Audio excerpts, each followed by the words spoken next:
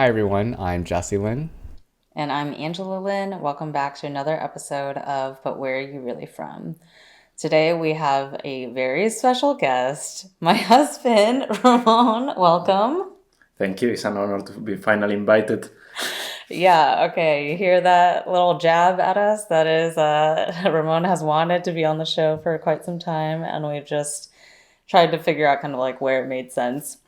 And now that we're in Asia and we're like the most kind of like out of normal environments, it kind of felt like this could be a good time, especially to ask like the "what were you really from" question when it's like max identity crisis potential.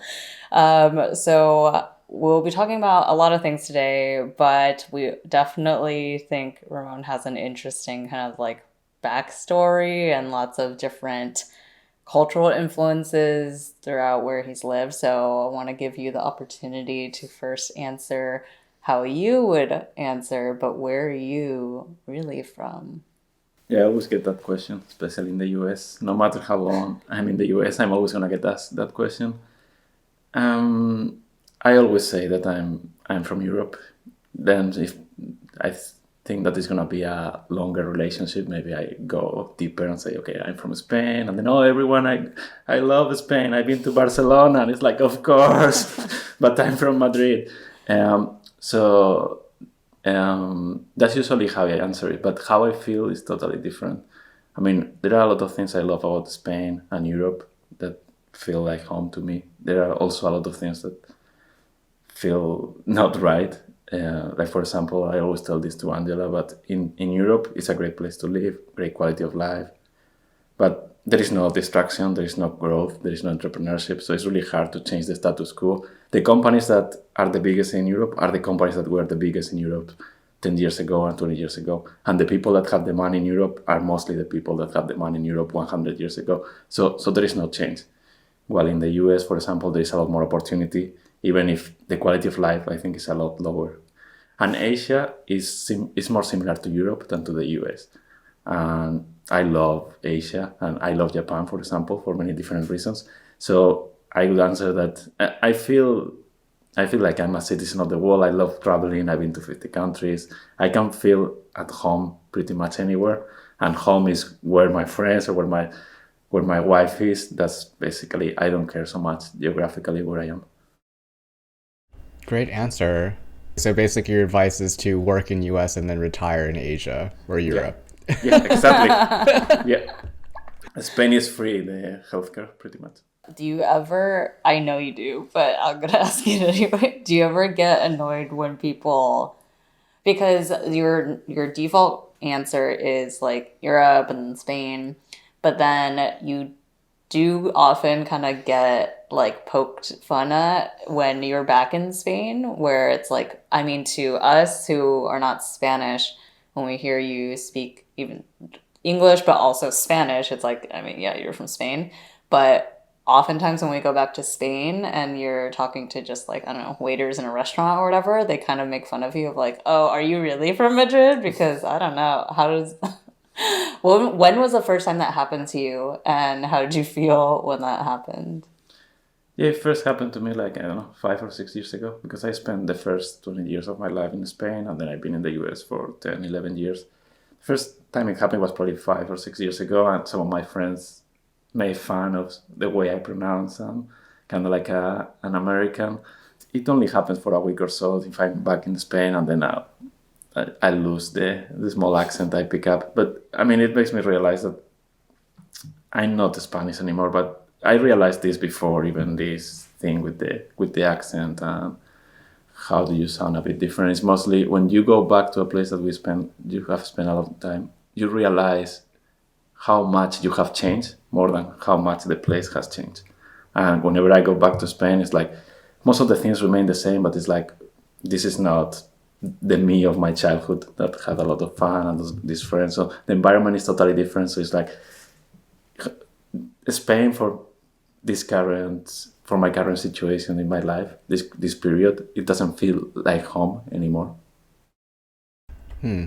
What's it like to experience that like in the middle of your, well, not the middle, but like when you're an adult, because kind of like we didn't really have a choice coming here, so we were already born here, but you're having this kind of like transitional dispossession of your origin in your mid 20s. What was that kind of like going through that? It was liberating. I think it allowed me to fully grow into my, and even change my personality a bit. And it's still, funny enough, I think it's still slightly different when I'm in Spain or I speak Spanish than when I speak English. When you push yourself to the edge of your comfort zone is when good things happen. So I learned a lot by being by myself for many years, traveling a lot, starting to work in a different country. I never fully worked in Spain, kind of an internship, but that's it. I mean, I knew it was pretty messed up, the job situation there, so didn't even try. All positives. I mean, there is a bit of having your roots taken out. Definitely a small part of me feels like, oh, these people that stay in their hometown for their whole life, they get something that I'm never gonna get, but it's a good trade-off in my opinion. Do you ever feel American? No, I never gonna feel American. Yeah, I mean, it depends if you feel, because in New York or in San Francisco, there are a lot of people that are from everywhere. So I feel like any other normal citizen there. Yes, but do I feel American? No. I can feel like I hope this is the future of where countries and societies going in the future. That is just you just belong to a city. That is what you care about, and you care about local politics, and you don't care about the blur of borders, where the borders are, and so on. So it's that you just care about your local government, and then the rest I don't care. So if I'm in a city that I really like, I will care about being from there. Yeah, that's literally, we just had this conversation last week when we were recording like July 4th, and I was like, this was my position, not exactly the city, but I was like, when I tell people where I'm from abroad, I'm like, I live in New York. I don't tell them like I'm American. Kind of like what you were saying, that you're like, I'm European, but you don't tell people that you're Spanish. And I feel much more like community connection to where I live locally than I do like this nebulous idea of what it means to be American. Sidebar.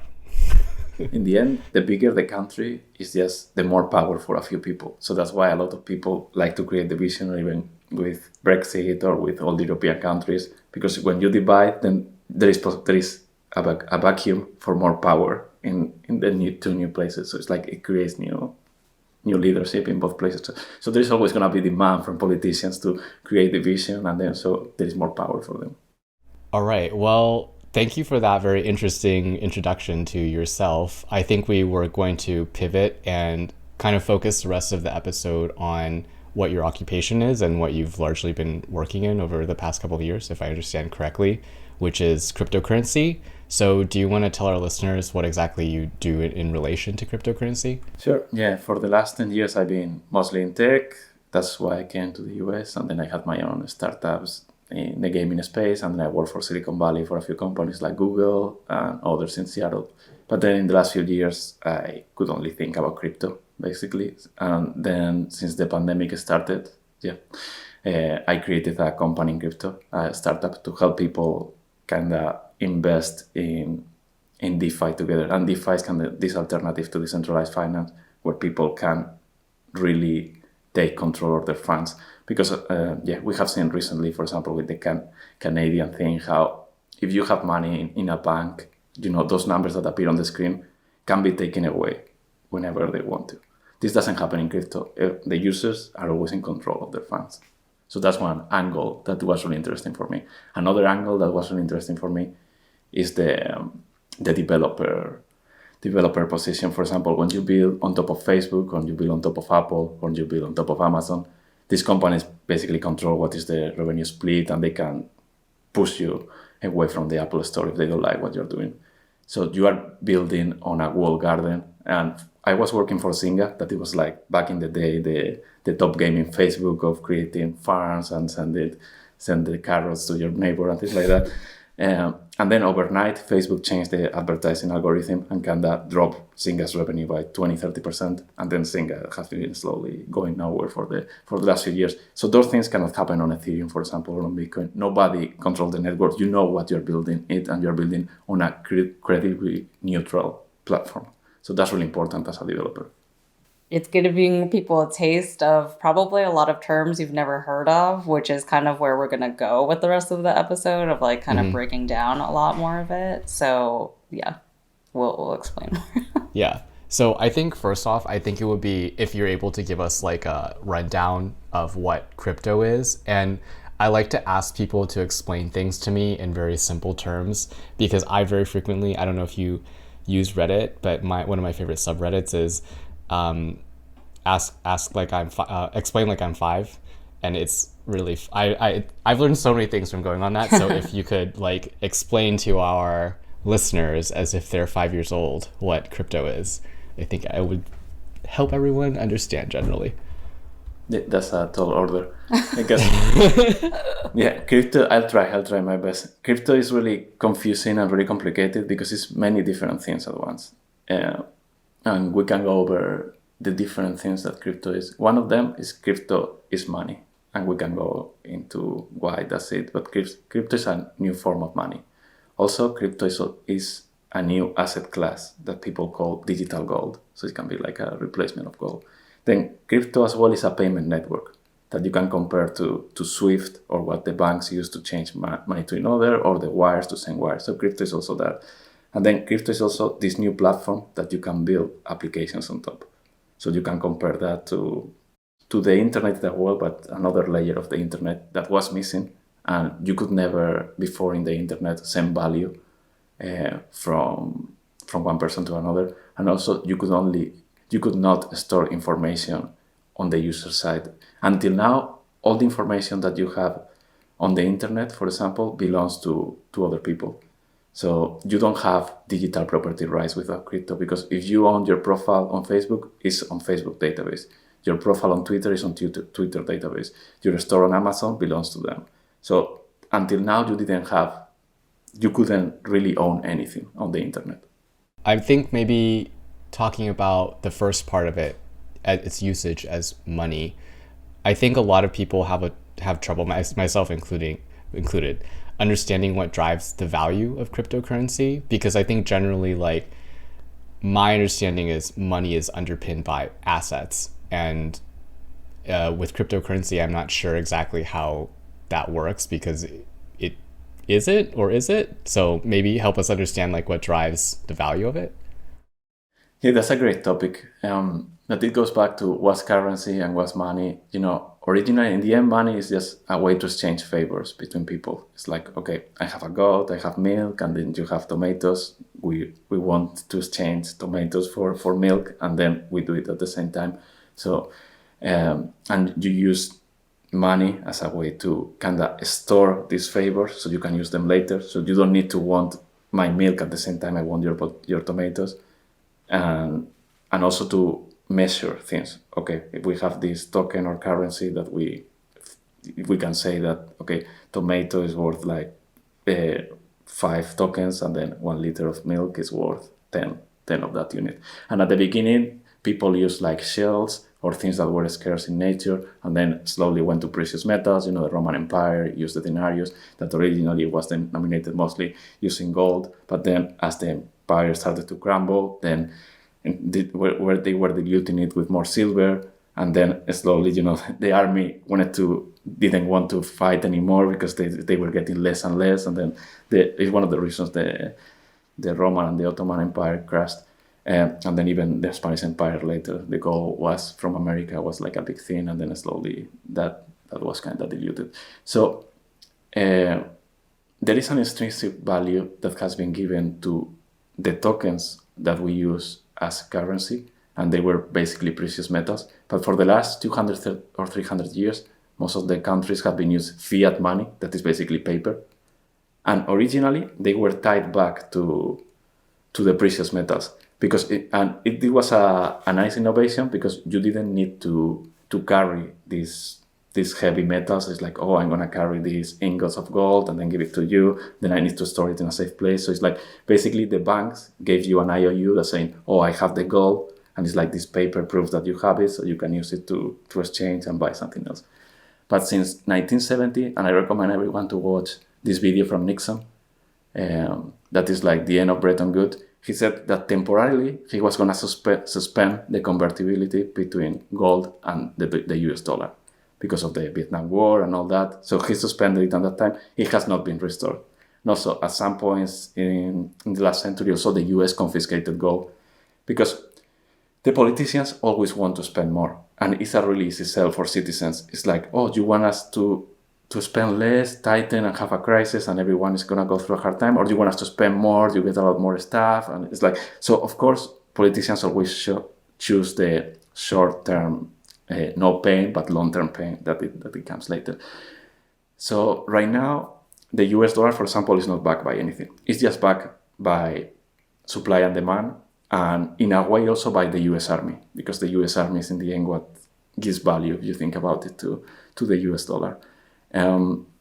Crypto, Bitcoin is, for example, is backed by supply and demand, and also by the miners that secure the network. This is complicated, but they basically transform energy into security by doing these math puzzles that they need to solve to decide who is gonna put like the next block onto the chain. But we don't need to go into those details. So I'll stop there because it's quite a bit.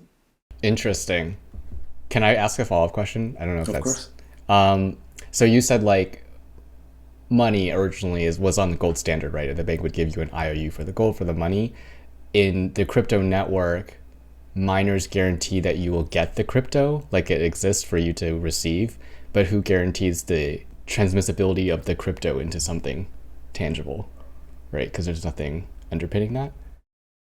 Yeah, I mean, Bitcoin for something tangible, there are different answers. One of them is, okay, you can exchange it using Forex, like the same way you change dollars for euros. And there are like exchanges where you can do that, or you can change it first to dollars and then to euros. But there are also because Bitcoin, for example, is the currency and it's also a payment network. So as a payment network, you can also buy stuff directly. For example, Strike is a company that is built on top of the Bitcoin payment network. And what they do is like you can go to a Shopify store and you can pay $5 and then automatically it gets converted to Bitcoin. Then this Bitcoin gets sent to the other place and then it gets converted back to the fiat currency of the receiving merchant, and then it gets sent to their account and done. And it's using Bitcoin as a payment network. So I expect more and more things to be built on top of crypto payment networks, mostly Bitcoin, Ethereum, maybe Solana and others. There are a bunch, but there's going to be this infrastructure layer that is used to transfer money. And the miners, what they do, basically, okay, I'm going to try to explain it. One problem with money from the beginning was how to ensure that if, I work for a living and they tell me, okay, you earn 100 tokens, Ramon, of whatever currency. Okay, this is my 100 tokens. There was a problem of saying, okay, I'm going to buy 5 tokens and I'm going to send them to Angela and then I'm going to send you 100 tokens. And then it's like, you need to know that I send first 500 tokens to Angela because I ran out already of my tokens. So this is called like the double spend problem, that I cannot spend the same money on 2 different things. And that's why we have what are called the ledgers. That is basically what banks have. That is like one center, one honeypot where they put all the transactions from everyone. And then they say, okay, Ramon spent 5, so now it has 95. Ramon is trying to spend 100, it doesn't have 100. Basically what the miners do is construct this ledger, but without having that centralized party. It's all really cool because it's a lot more robust, because you have all these nodes. It's kind of like a beehive, and they all work together to kind of put like the next transaction. For example, if I send in this $5 to Angela in Bitcoin, then all the Bitcoin miners are gonna kind of try to find the answer to this riddle that is gonna be like a number, and then the one that finds it first is gonna be able to put that I paid $5 to Angela on the chain, and all the other ones are gonna agree to it because okay, it's the one that satisfies that math puzzle, and then it cannot be broken because every block can include all the previous blocks of the chain. So that's why it's called the blockchain, because you have in the Bitcoin or Ethereum, you have all the transactions that happen totally in the open. You can see where every single unit of Bitcoin or Ethereum went since they started. So it's pretty cool, pretty powerful. You cannot see what JP Morgan or Citi or these people are doing with the money. And also, if you look into it, every year they are fined like billions of dollars because they launder money to terrorists and stuff. But because they are friends with powerful people, they are able to do it. But oh, God forbid, if this grandma wants to use Bitcoin to pay for this, it's like, oh, no, that's bad. Or like El Salvador, oh, we see a lot of problems with El Salvador adopting Bitcoin for financial stability. Okay. You mentioned that this is like one of the key innovations, one of the key things that actually enables an individual to like own their data on the internet. Is there like do you feel like there's another need driving this? Like, why do you think that this innovation has come about at this particular point in time? Yeah, one of them is the creator economies. I think and Angela knows about this business a lot, music industry, it's like artists, they give like 80% of their future revenue to the music labels, which is insane, And one of the things that crypto will allow, especially NFTs and tokens, will allow creators to directly control their audiences, directly monetize from them, and get most of the revenue, get most of the value, and remove all the middlemen. And there is, of course, a creator boom. It has been for a while, Web 2 turned everyone into a publisher where everyone could create their own blog, or now more recently their own podcast or their own video or their own YouTube channel. Now the next step is removing actually those centralized points that because for example right now for you still depend on Apple for revenue or ads, or YouTube if you put you depend on that, and they get like 70-60%, or depending on how many views, how many clicks you have. But once you have crypto, you will be able to get basically all of it and be in control of your audience. And Shopify is another example where they're already moving in that direction slowly. So it could help a lot, giving most of the money to people that are creating actual value. Let's take a step back. So you said Web 2. Let's just define some basic terms for people. So what do you mean by Web 2? And then I'm sure a lot of people have started to hear Web 3. So what does that mean? Yeah, going back, Web 1 was like the original web where you had all these ugly GIFs on the internet, and it was just links, and it's like was mostly black with all these things internet moving around. Yeah. But it was super simple, and in a way, it was a lot more free and open, because everyone could create a website and upload it. Then later, Web 2 is where companies started to store their data in their servers, and then is when the users started to lose control, and you started becoming the product. That is, for example, Facebook, Twitter, and all this, where users are creating a lot of value. For example, for Facebook, the first 1,000 users of Facebook in what university was it? In Harvard. In Harvard, created a lot of value for their network, but they got nothing. They got gypped. So that's Web 2. And then Web 3 basically makes every user of these platforms, of these applications, an owner of the network. So the same way Web 2 turned everyone into a publisher, it gave everyone a voice through podcasts, blogs. Then everyone in Web 3 kind of becomes an owner or an investor. By using products in Web 3, you get tokens that are kind of like equity equivalent. So you get to own what you are using. And it gives you, as a user, a lot more incentive to support the applications that you're already using, because you have a stake in it. So Web 2 is essentially the internet as we currently know it. And Web 3 is like all the stuff that's being built on top of the various blockchain crypto platforms. Exactly. And sorry, maybe this is a stupid and derailing question, but like one question I always had in my mind that we've never talked about is like, if Web 3, if all these like crypto future platforms and applications are supposed to be kind of like independent of Web 2, as it currently stands, you have to access these things through the internet, right? Like through your Chrome browser or whatever. You still have to connect all these things to that. So like, in what way is it really independent from Web 2? Or like, how do you know that it's not going to be able to be like snatched away by Google or whoever is like, on the bottom of the browser?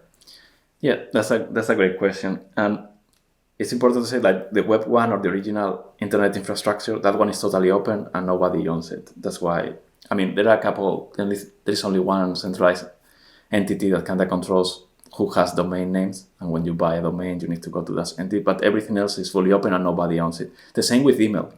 And everyone can create their email client and you can access it through Outlook or through, but they are all neutral in a way. The thing in Web2 is like these companies control. So Web2 is built on top of the internet and the IP stack. And this one is proprietary, the Web2 layer. Web3 is kind of circumventing the Web2 and then going there back to the original and building on top. So it's not using any of that. The cool thing then is like some Web3 applications then may use some Web2 on top to provide convenience. But it's much better to have like an open, free layer and then add the stuff on top for convenience. For example, grandmas will probably never use a crypto wallet and then to deal with private keys and all this complicated stuff because they can lose money. So probably you want to add something like a traditional bank built on top of Web3. So then you get all the benefits of Web3, but then you can have the convenience that that person has someone that is managing their money and watching that she doesn't lose it by mistake, because it's happening a lot of crypto and then everyone says, oh, nobody will use crypto because any mistake, and it's true, but it's really early. It's the same way. In the early days of the internet, it was really difficult to use the internet, but that doesn't mean it doesn't have any value. I'm going to move on to the next thing that you mentioned that crypto is, which is an asset class. And I'm going to bury this question right in the middle because it's the money question.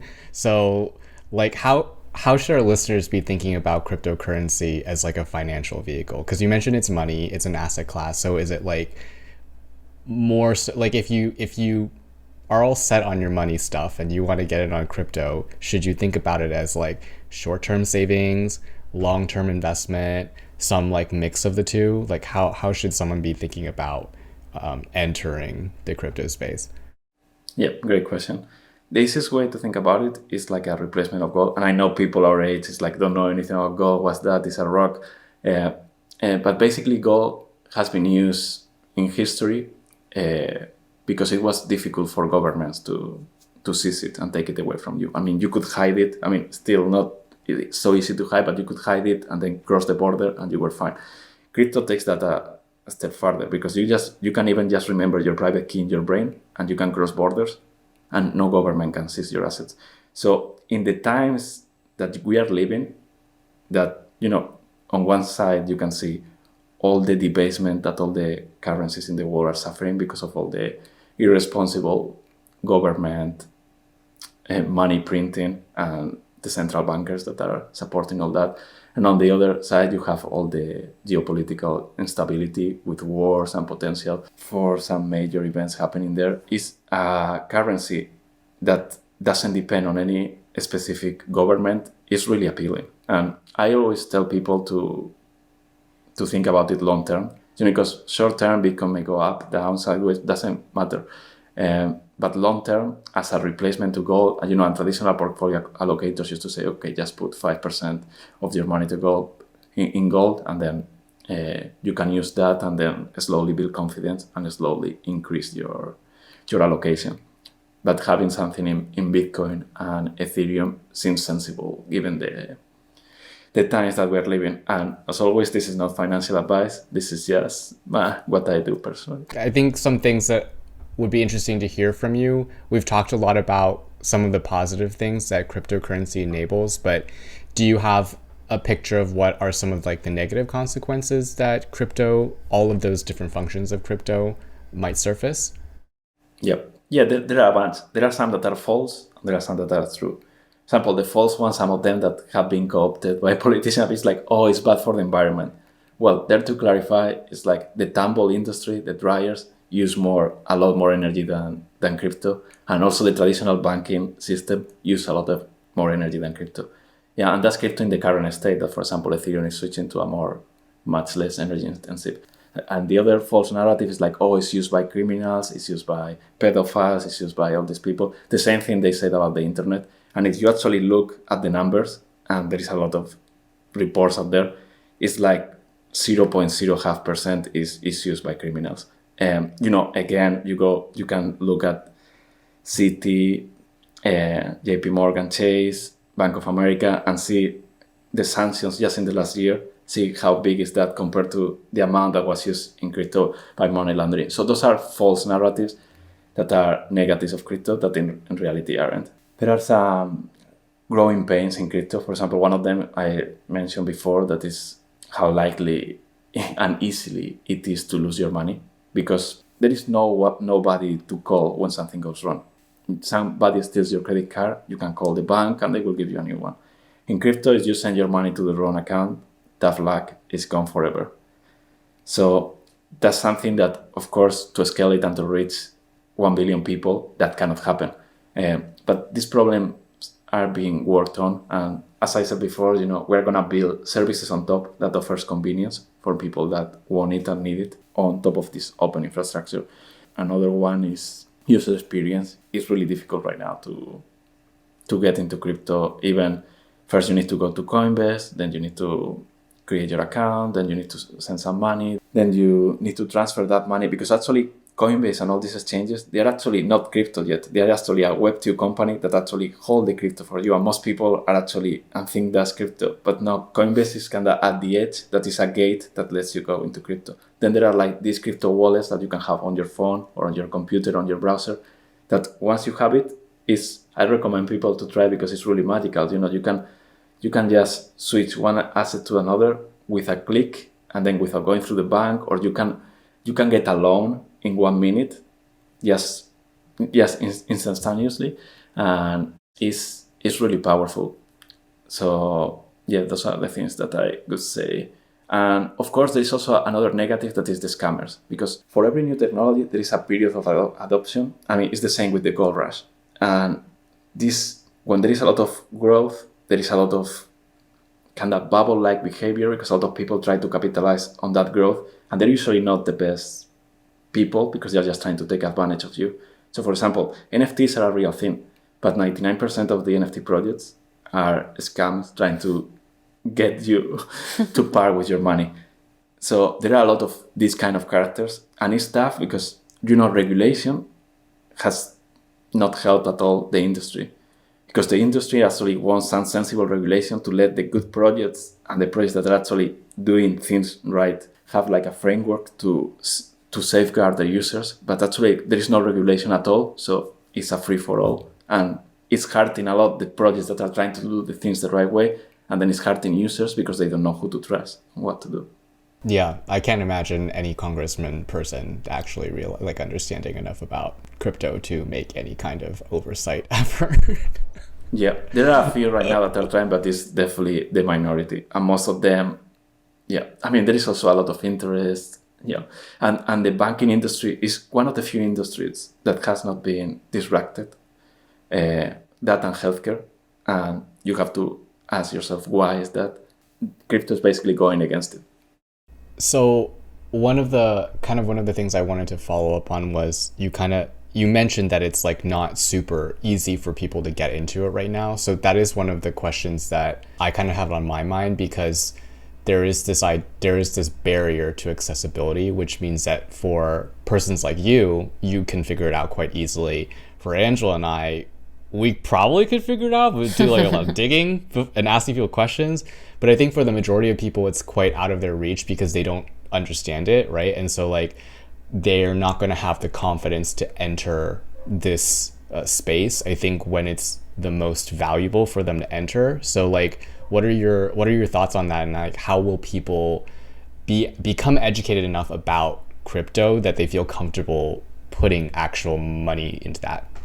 Yeah, it's waves of adoption. I mean, I think some people in general will never enter crypto through the money angle because they actually don't even pay attention to their finances. So it's not something that they will do naturally. For example, NFTs have brought like 50 million to crypto that weren't there before.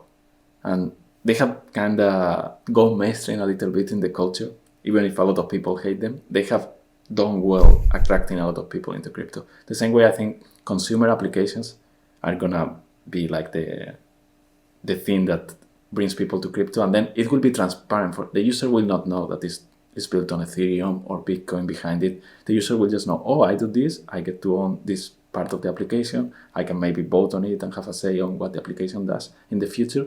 and I'm getting rewarded for being in this application. There is one consumer application right now called Steppen that is like people work out, and by working out they get crypto, and it got, I think it's dozens of millions of users already. It's doing quite well. It just started 2 or 3 months ago.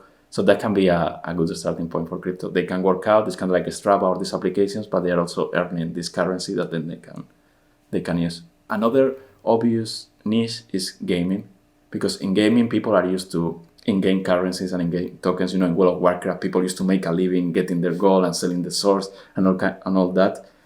But again, you know, if you play World of Warcraft, then the sword belonged to Blizzard, and then you couldn't sell it outside of there, and they take a huge. So, but here you can take the sword away from you and then use it in another game or sell it to someone or transfer it. So a lot of the game economies will be built on top of crypto as well, and that will be another entry point. Yeah, that's definitely one of the use cases I read on like I read this game website called Polygon.com, and they had an article about it. It was very interesting. I guess really the meat of the question is, do you think that consumers will care enough to understand the value exchange fully? Because what you described makes sense, but there are like multiple steps to that technically exist in all value. Like the whole like read the end user license agreement. Like most people are not cognizant enough of like everything that's operating in the space to understand like fully the value exchange that's happening when they use the internet or Facebook or Google or whatever. So knowing that, do you think the majority of people will be able to kind of like make that leap for that understanding? Or are you saying it's not necessary, just like most people don't really care about the value exchange right now? It will be both. I'm hopeful, because if you compare like the adoption of the internet and the adoption of cryptocurrencies, it's actually going faster, cryptocurrencies. And if it continues this pace, in 3 years it will reach 1 billion users. If there is enough value provided for users, they will go through the pain, even if that pain is higher. The same way when stocks are going like crazy, or the dot-com bubble, you hear your taxi driver talking, giving you stock tips. It will be the same. And this is bubble behavior. It happened with the tulips. It will happen.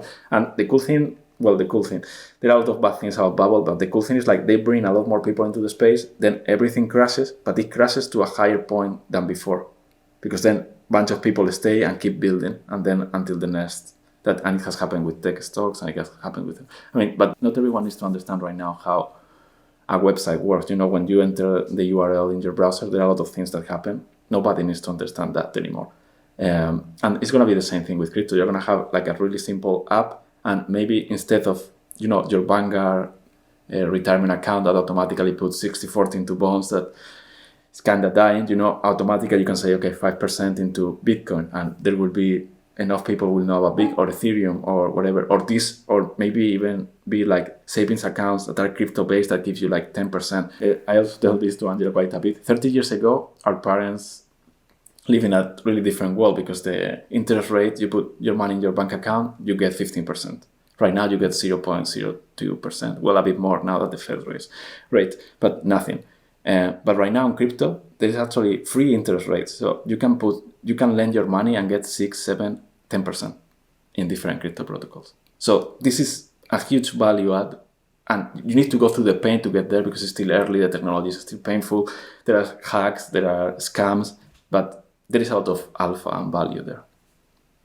Yeah, my like POV on this, and we've talked about this a lot, is like the mass adoption, I don't think it's going to happen for a long time, and it is going to be by like an unknowing audience. It's kind of like Ramon's laid out all these like positive benefits of using crypto, of like, you actually own your own thing, and like there's no middleman, and it's essentially you're cutting all these fees out and blah blah blah. And those are all things people want, but it's like too difficult, I think, to understand kind of how it's happening right now and like how to get into those platforms. But when it gets to a point, like you said, when like the user interface is so simple and like intuitive for people to get into, it's almost like masked like a Web 2 thing right now, like a Venmo, for example. Like nobody knows what the fuck Venmo's doing, but you're like, oh, I get to like send money to my friends instantaneously. I don't give a shit. Like, let me download this and like send you $5. It's gonna be like that, where like no one knows it's built on crypto. It just like is already using that technology and giving you the benefits.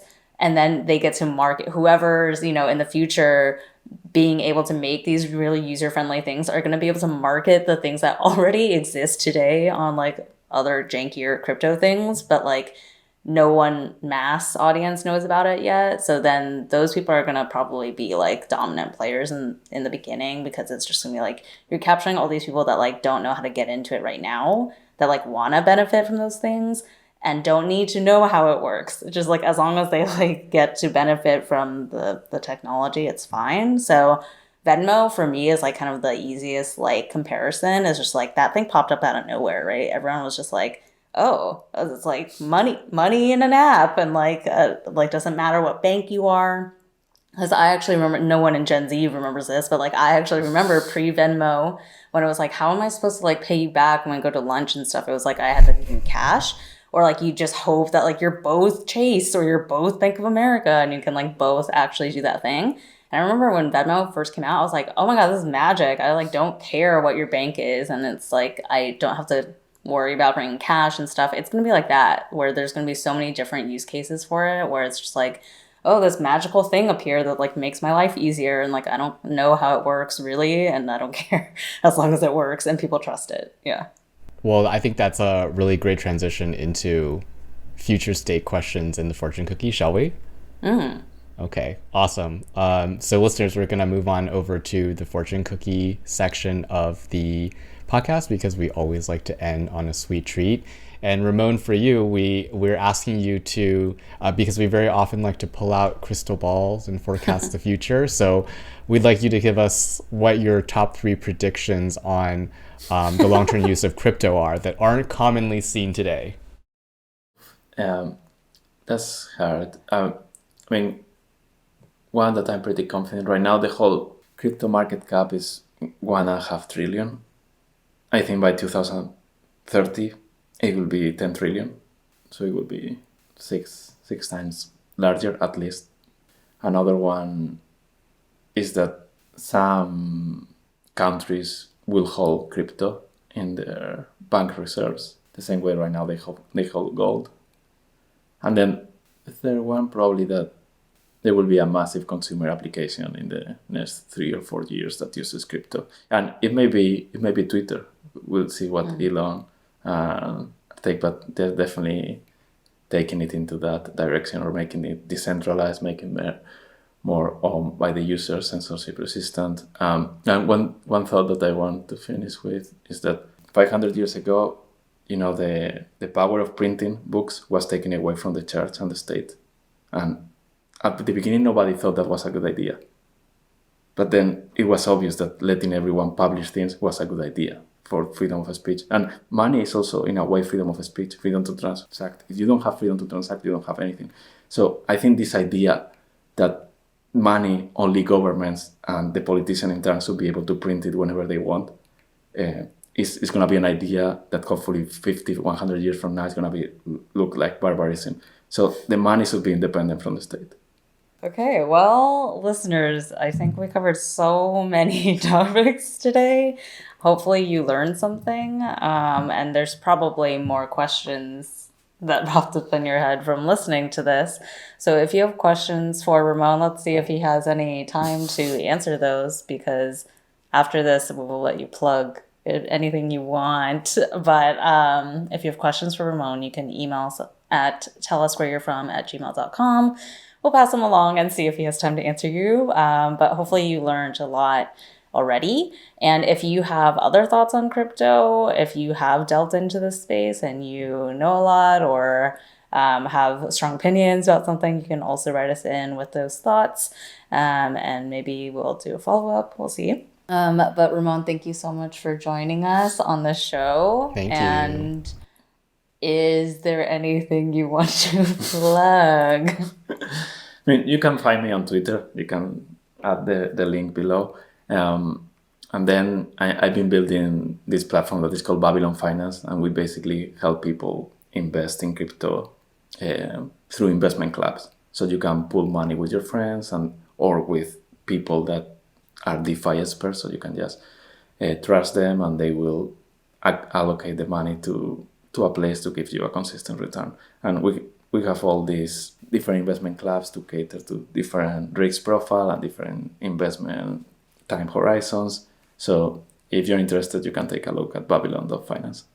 All right. So as always, we will have a fresh new episode for all of you guys next week. And until then, 再见, bitches. bitches.